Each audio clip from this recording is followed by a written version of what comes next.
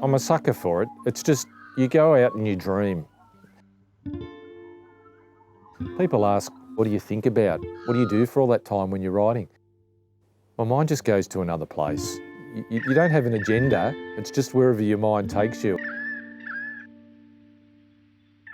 One of the great things that I really love about riding in the Upper Murray is the range of experiences, the visual sensations that you get.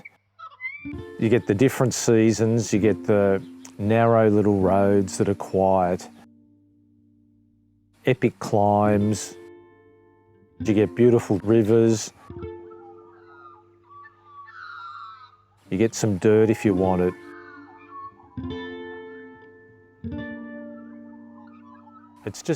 It's very special. It's just special. My favourite ride in this area is the Biggara Valley. It starts off with elevated perspective over river flats, mountains in the background, and then when you turn off, you go through farmland. You have cattle crossing the roads occasionally after they've been milked, and you just undulate up through some little hills and then down through a twisting little descent. The scenery is all around you and you just feel a part of it. And that in itself is just peaceful. So in the city, cycling almost has a subculture of having to ride really early before everybody gets up and going to work, before the cars just dominate the roads. Don't have that problem up here at all. But what I love about spring, just the array of colours. I was particularly taken this year by the amount of wattle that I just saw, and the classic yellow from the wattle, the Australian scene.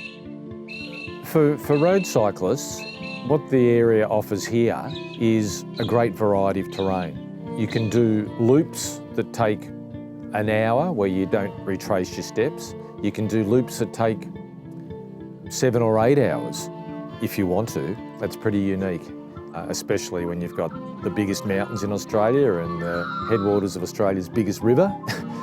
It's just absolutely amazing. I mean, there's not a lot of places like this.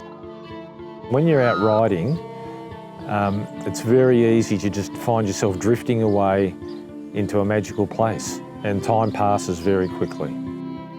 Come to the Upper Murray because the road riding is fantastic and you get a variety of riding experiences. You can climb the biggest mountains, you can ride the flat valleys, you can ride beside the river. You just never know what you're going to get, but it's always quiet. It's just a delight, and it's a great way to spend a couple of hours. And then when you've finished your ride, you can go and have a sit in the river.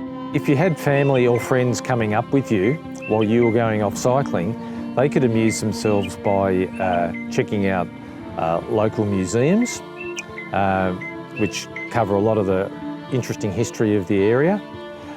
There's rivers and creeks for fishing or swimming or just angling your toes in.